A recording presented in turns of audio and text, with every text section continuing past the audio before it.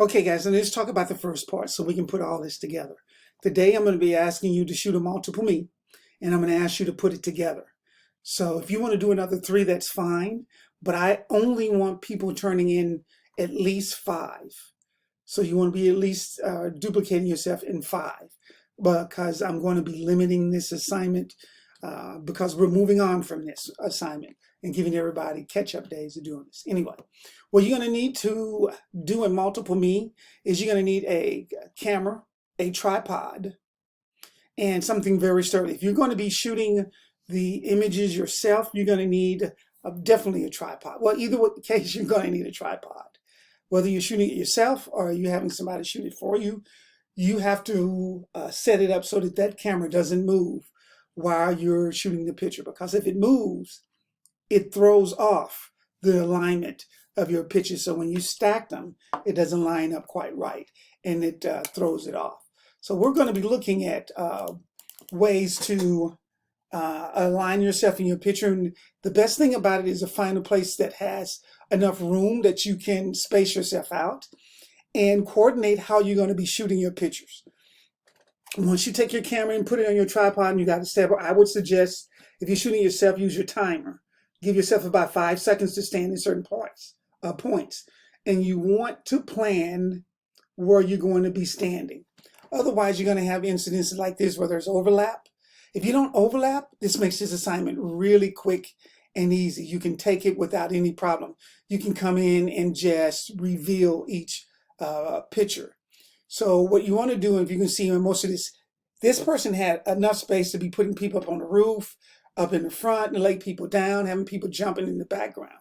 You want a space that has a little foreground, which is here, and a background, and maybe even a little height if you can, something that you can crawl up onto it. These are what you're going to be looking for as you're doing this. It makes it easier for you to plan and map out what you're going to be doing. If you can make it look like you're interacting, that's even better. So those are what you're going to need. Once you set up and use your timer, each time you take a picture, you want to move to another location, try to figure out that, making sure that you're not overlapping. This person had overlapping issues here, and that's the only place. If you plan it out and look at where you are going to be putting yourself to make sure that you're clear, then you're going to be fine. I suggest when you're shooting these, don't ever shoot way more than you need. So if you have some that's overlapping, you can toss those out. Make a choice on which ones you're going to toss out and the ones that you're going to keep. And only use the ones that don't overlap. So if you have any other questions about that, email me. I think that's kind of on the assignment that you're going to be working for. What I've done is giving you a couple of videos that should be kind of helpful in mapping your stuff out. It goes on, and this is not going to be a 3. It's going to, remember, it's going to be a 5. And I'm surprised that it hasn't changed yet. I thought I already changed that, but this will be changed. It will be different. This video will be gone, and I guess I should make the corrections here because the video that you're looking at right now, oops, sorry, go back. The video that we're looking at right now, edit, sorry. I think it just updated. This shows you how you can space yourself out in the picture.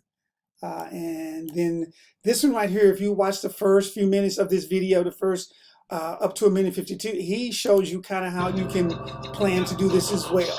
Remember, all you need is you're going to have to hack a tripod, and you're going to have to use a camera, and hopefully your timer. If you have somebody taking a picture for you, don't try to have them handhold it. Make them put it on something stable that doesn't move.